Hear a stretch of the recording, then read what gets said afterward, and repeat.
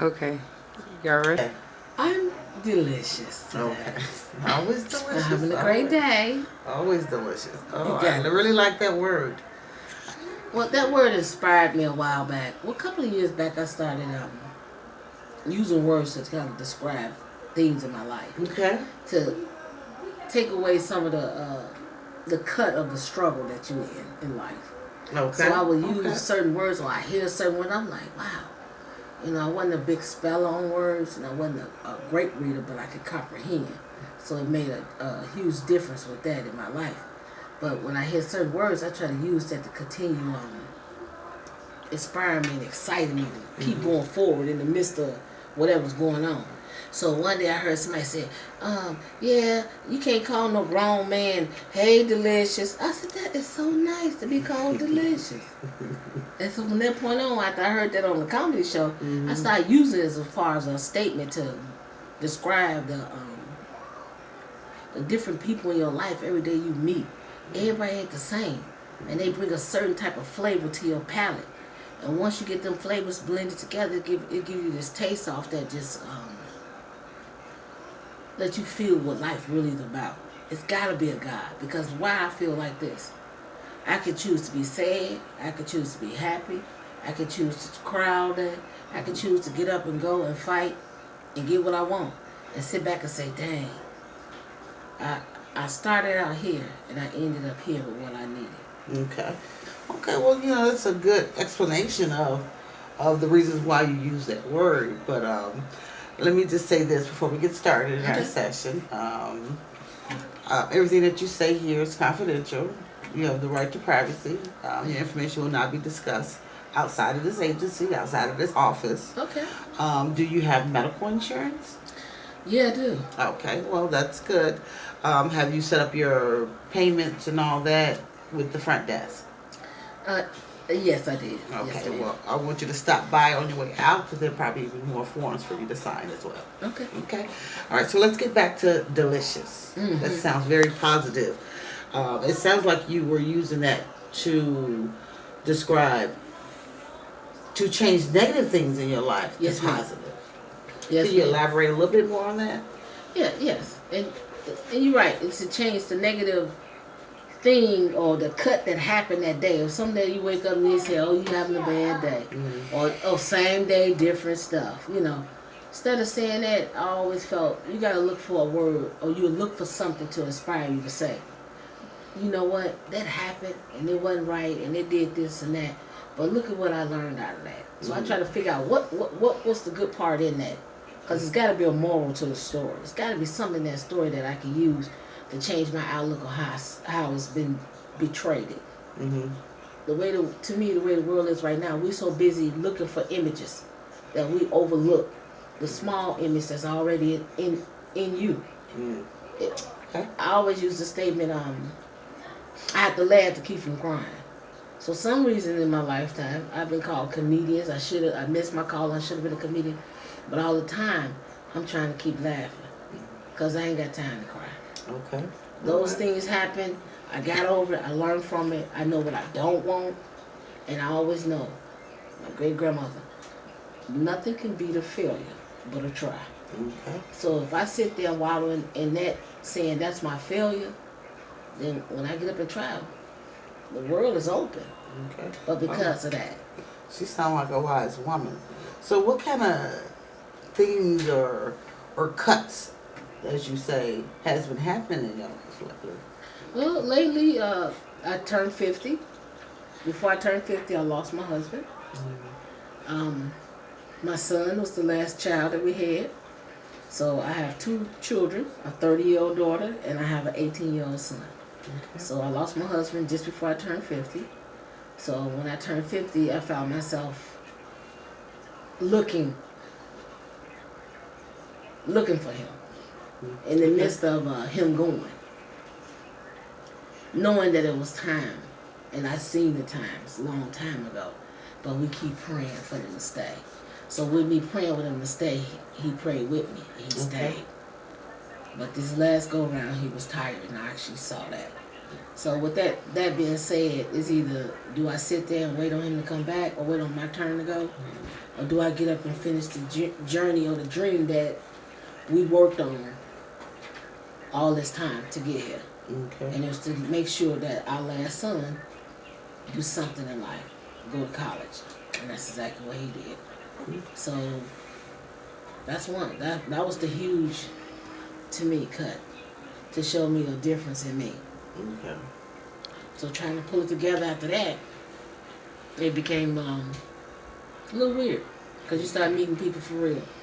And I always met people, but some of these people I met, I was like, no, wait a minute now. Where they come from? What's So wrong do you with think me? that you start looking at people differently after the loss of your husband? Yep, real different. I was still looking for him in their eyes, and I started seeing that I'll never see that again. Okay. So I started losing faith in that. I started losing faith in other people. But in the same breath, finding myself to understand it's okay to do that, but here's the part, you don't stay there. Okay. So I started working out. Okay. There was another. So after that, the husband passed. I made a real decision. I can't keep telling my son, you need to get yourself together and lose weight. And I'm sitting here weighing every bit of 335 and up, in teeter-totter and back. My sugar was just as high as his. I was taking tests. Sometimes I didn't even test for years. Now I got it to a minimum and I know what's in going in and out. I don't even still don't test. And when I do, it be at the same number. Okay. I was learning control and how to control my environment, the choice. There go that choice again. I got this choice to choose to sit there. I done it for 30 years, abused my body. Now either I'm going to get up and fight for it because now it's about me. I didn't have to take care of the son no more. He 18 and in college. My husband went on to glory. So now it's time for me to understand where is Tawanda in this. Okay. Okay. So that was the journey after my husband. Okay. That was part of your journey after your husband. Your son or yourself. You're working on yourself? My son and then myself. So I went back and said it's time to work on self to show my son. And that's how I ended up going to the gym and started working out and really liking it. Okay. I started finding people again. Okay. Positive people. Okay. Delicious. Hey, pretty lady. You know, them type people. Not these ones looking like, where we at? We out of town to go eat, and we on 35th and instead of not being on 38th and Keystone, we on 80th and Keystone and Cross. We out of town for dinner. Them type people. Okay. They didn't supposed to be. Them people didn't supposed to be where I was. Okay. So when we started working on self and going in the gym and learning to love myself and working for me, I started finding other people, and then they would give me little bitty messages. Because I found the one lady, and we friends today, and her daughter was the Mary Kay lady for the women's conference. Okay. And that's how I met her, because she was at the job, and I seen her at the gym. Oh, okay. All right. And she said, "You work?" I said, "Yeah, I see you there," because I always speak to her. And she said, "Yeah, but my daughter here, she's selling Mary Kay." I met her. She ended up coming to my conference. Very sweet people. And she started telling me she had lost her husband. He said, "You don't find people like that." Okay. To find that was a rarity in a haystack, and it was just that amount of time. And then she said some things to me that's like click about people that I was entertaining. Okay. And it's like, she said, "I did that, but now, girl, I waste my time doing that. I found me somebody good that stood by me and helped me get through the fact that he's gone, to move on, to continue loving, and that's all I wanted." Okay. That's fine. So she said, "So yeah, you can slow down on that. You done been through that part of it. Now you gotta go through this part of it." So it's kind of like gave me examples of how I'm gonna go through this grieving stage and how it is stages. And in some ways you do come out, At some point, yes. but some people don't. I'm gonna be honest, when I was in there, I don't know. I was like, whoa, how do I come out of that? Everybody moving on. How do I move on? You know, I couldn't clean the house no more. I was always clean. Who to yell at? So do you feel like you're out of the grieving stage, or you're just No. in another? I'm in another part of it. Okay. And she was kind of telling me about those different grievance. And it was like, wow, I'm in that. And I was in that. That's when I was dating somebody else. Okay. And it's like, okay, that's why I'm gravitating to this mess. Okay. But it wasn't it didn't set right. What me and my husband had, it wasn't that. It wasn't that life. He allowed me to live that life with my children and with him being my husband, and then be respectful as well. But he let me run that life. So while I'm at this age of 50, I go back to when he brought me to be a woman, an honorable woman. And my last name is Godfrey, Miss Godfrey. Okay. Be proud of that stage of my life. But now I'm a widow. So what I'm hearing is that the young lady that you ran into, that you connected with, did the same things. Yes. Okay, and it was her telling you what she was going through that made you say, "Oh, that's what I'm going through now. Let me wake up." Okay. So what have you done now that you moved on to the next stage? Okay, so with me doing self, and that was the first journey, my husband.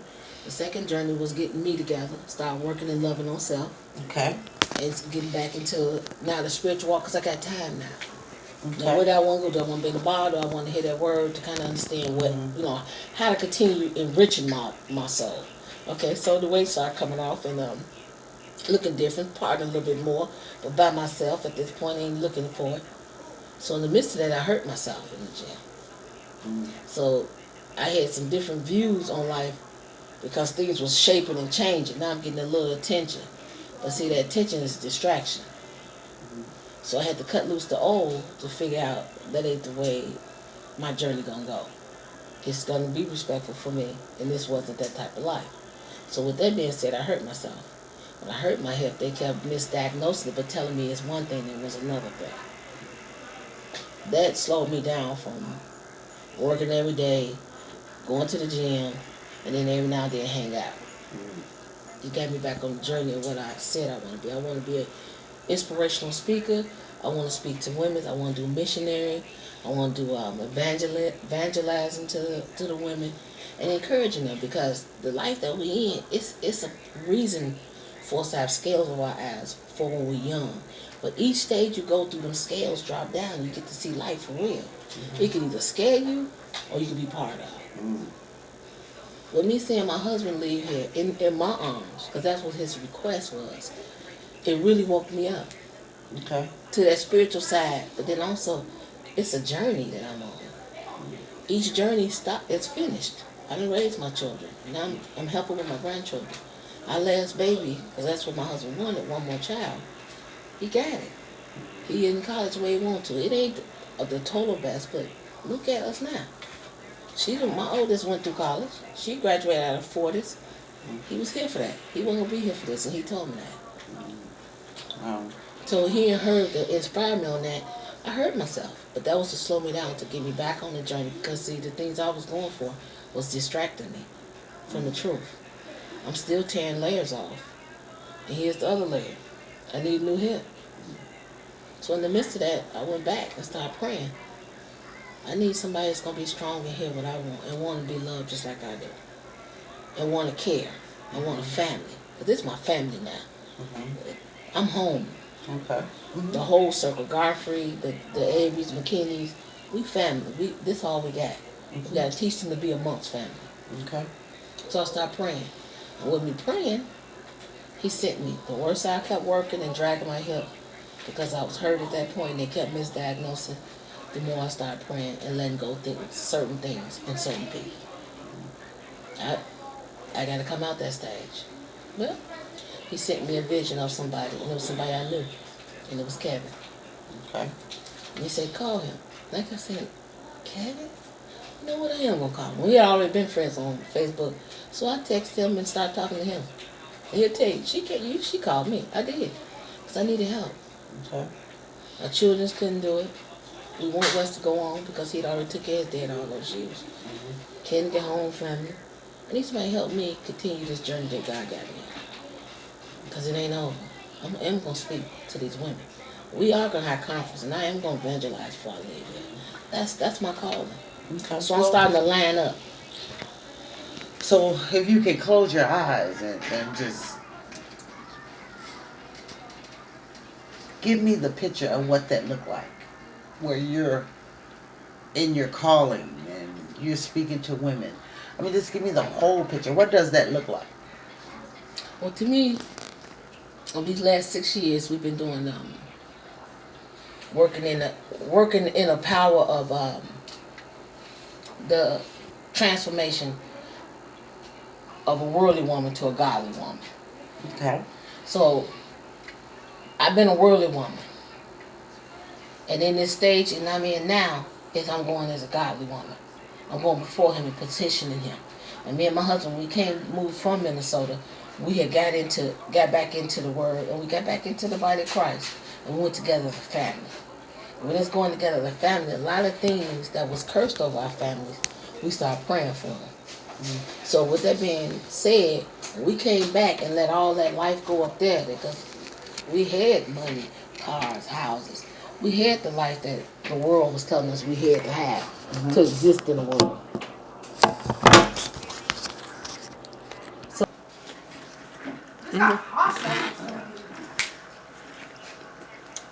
Okay, you can give me more of that information. You can share more of that. okay.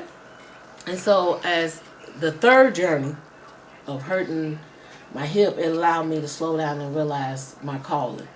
And my calling is to be evangelize or do mission, but my main part was what me and my husband talked about was being an inspirational speaker. Okay. To inspire us to look at self and use self to change and understand you got choices. God gave 2 animals. He gave the animals, or we the only animal on planet, let me say it again, we the only animal that's on this planet that we got choices. So we can choose where we going and how we going. Would you like a bottle of water?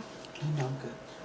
So with that being said, I want to make the positive choices so that I can feel the change in my life. So them positive choices help me to slow down and hear that I need to heal my body. And my body worked out and did fine. I brought the weight down and got my numbers under control.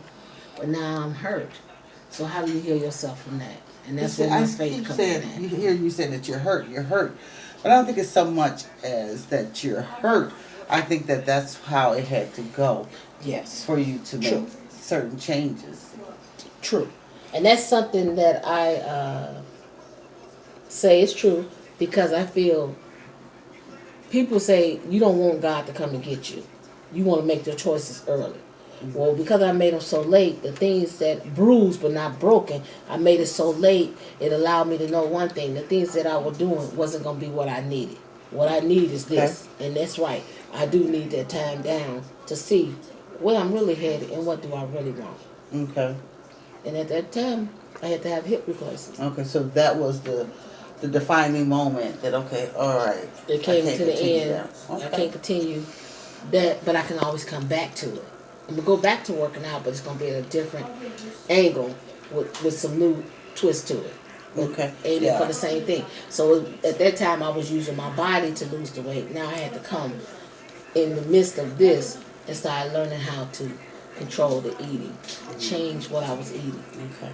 Slow it back enough to see a difference in the midst of me going through the pain before they diagnosed that it was need a hip replacement. Mm-hmm. So I was maintaining the weight off, and I was maintaining the sugars and the blood pressures down. So if you can maintain that, now I got control. I'm understanding. So what was that moment that said, okay, I need to lose weight? When I seen that I was still struggling with my husband passing, and my sugars was out of control. Okay. I couldn't lose the weight. Okay. I wasn't losing the weight, and it just seemed like it was more of a heavy burden. It seemed like the burden didn't let up. So with me going to the gym, I said, well, if Wes in the gym, I'm in the gym with him. We'll be here together. And Wes, your son, your youngest son? My 18-year-old. Okay. And we would go together, and we'll talk. It gave us more time to kind of talk because we really didn't deal with the death of his father together. I don't think we were here together, but as far as that part, we was kind of like far apart, even though we was in the home. So with us getting in the car and talking about things, and we go off and work out, and we look for each other. It seemed like it just brought us a little bit more conversation about our relationship. Okay. So and then it worked out. He quit. I kept going. So he did stop going. I kept going. I went for 1 year and 3 months until I hurt myself.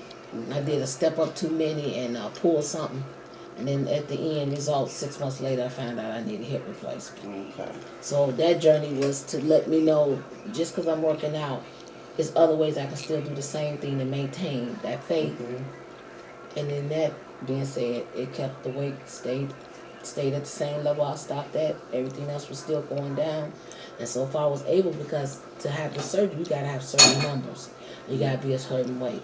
Right away, I was morbidly obese, and he was saying, you kind of big, so I'm gonna need you to lose 10 pounds. Mm-hmm. And we gotta put 2 drains on you because we want to take extra precautions. So with the weight being there, if I was at that weight, they would have had a choice to say they wouldn't do the surgery. They wouldn't be able. Okay. So, and then with my numbers coming up good, I was able to do the surgery, and that with diabetes alone, diabetes can eat at those areas that's weak, and it don't heal. So a lot of times they don't want to do the surgery because it don't heal anyway, because the diabetes run in there because it's so out of control, but all the amounts are under control. Okay. So they let me know the faith and the things that I have been doing, the choices that I have made on this journey after my husband died. It let me know I'm on the right road. Okay. Okay. So that's that part of our journey. But praying for a relationship with someone that came along, and that's how it became Kevin.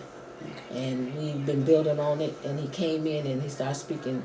It's funny. It's like he had a phone to what I was saying to God, because he started saying things about my husband passing, and he knew my husband, and they was friends. It made it more genuine to me. Mm-hmm. Everybody say they understand, but everybody don't understand the loss of a husband. No. And a true husband that you were in love with, still in love with. Mm-hmm. You know, so it was just a different journey for me. So that helped.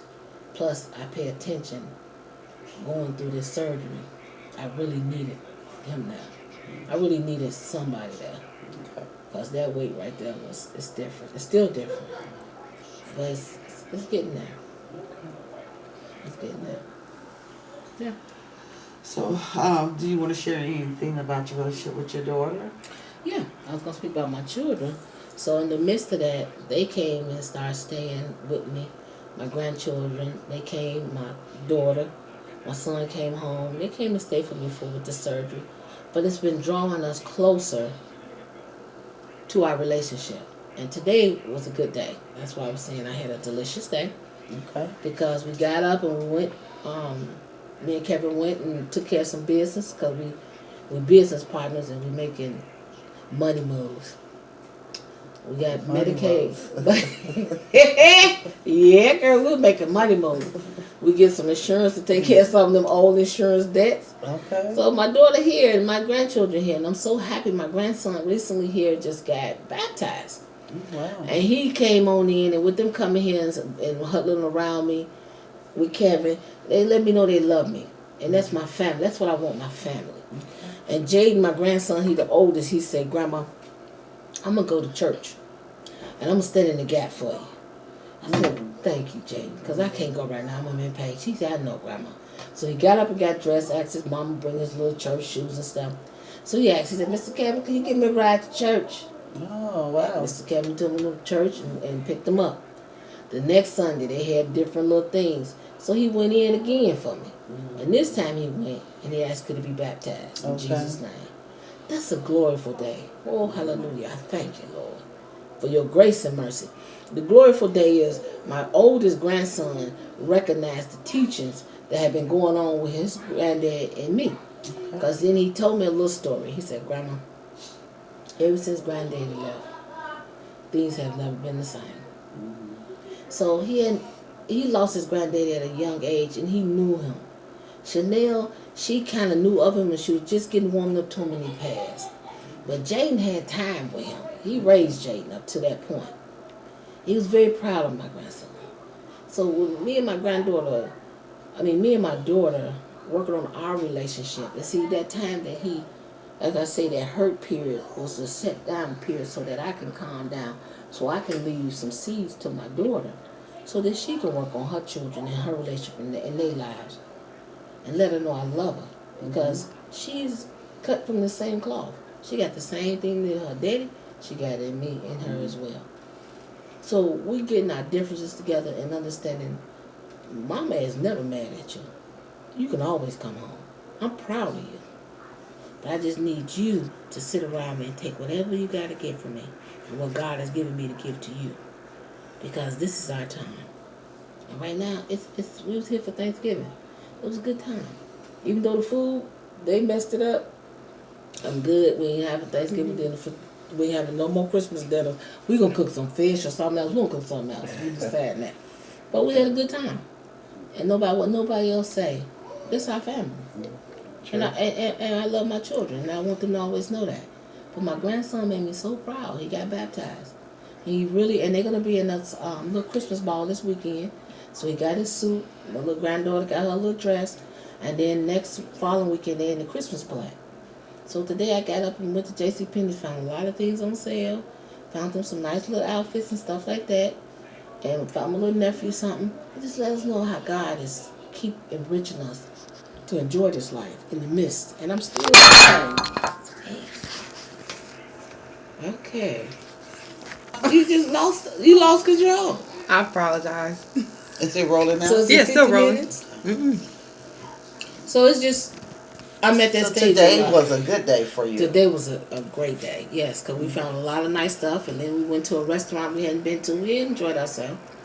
And I'm drinking the top of it. Thank you, boo.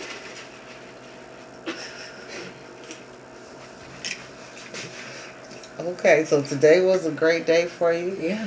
Do you have like any goals or something that you want to reach for? Short-term goals, maybe something you want to take care of recently, or? Well, my short-term goal right now is to continue on that journey, getting back to right now, definitely getting back to walking pretty good before I go back to work, and that's one of my definitely short-term goals, and going back to work, and transferring back into my job site, because my job site changed just before I left, and they got more workers, and they opened up more doors for my department. Okay. And I'm ready to go back and help them with that journey of that part of it. Okay. With a good leg this time. Okay. And really, because going through it with this leg, I drug myself around, so I really wasn't even at the capacity of my ability. So I want to go back and be able to enjoy that for a little bit. Okay. So you're looking forward to returning to the workplace. Yeah. Okay. And hopefully at some point, because before I left, I put it out there on the table that I would like to teach still processing. And let me do the workshop. So that was on the table before I left. So I'm excited to see we get back, and hopefully I get to train. When I get to train, that's what I like to do. So that's one of my long-term goals. But short-term right now is walking better, getting independent on that part, and getting on back to work. Okay. And how do you mentally are handling this? Yeah, it's you have good days and bad days. Okay. Good days and bad days. So it's been a lot of good days. The bad days is just getting up and saying, I gotta get up. I can't keep sitting there. Give me some of those good days. Well, good days, all week long. Monday we started out, Kevin started his new job. Whoop, whoop. Okay. So he got a new job, and he had to go to his orientation.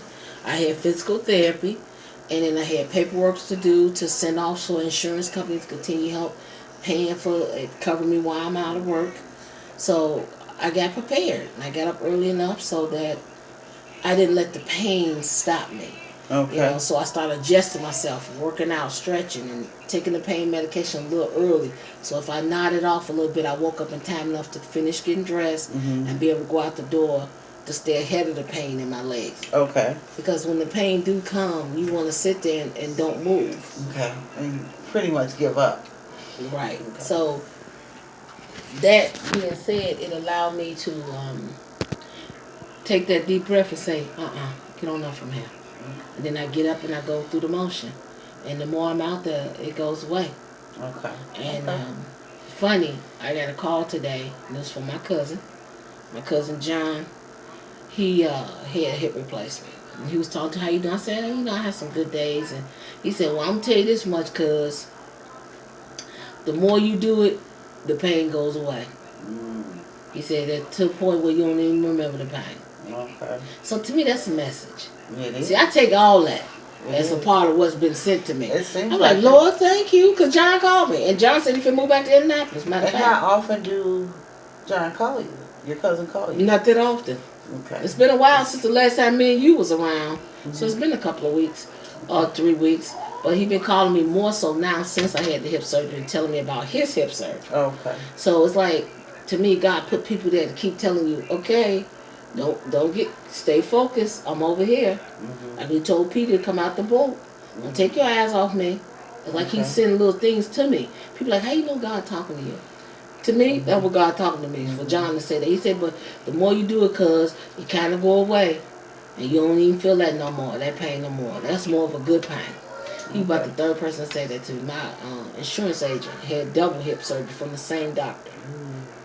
And he was 600 pounds. He got to be about 3 or 4 now. But he came walking down them stairs and telling me, you got to start doing stairs. You got to get on up. He told me, if you want a limp, you create your limp. You pay way too much money to have a limp.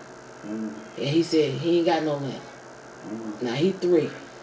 Why should I have a limp? And it makes you feel like that's what you should, but I'm pushing past that. So it's things just being telling me to keep focusing on. But then somebody else telling me, I conquered this. You can do it. Or they give me a praise report. Because then when he came outside, I was like, wow, Leland? No, because it was big. And he did both. And he's like, yes. And he up talking and standing. And this man was wheelbound. Wow. And to me, that's telling me, you can do the same thing too. Now you can take this choice, or you can take this choice. This pain right now and say, oh Lord, no, I ain't gonna get up. It's similar to what he said. You create your own limp. I don't want it.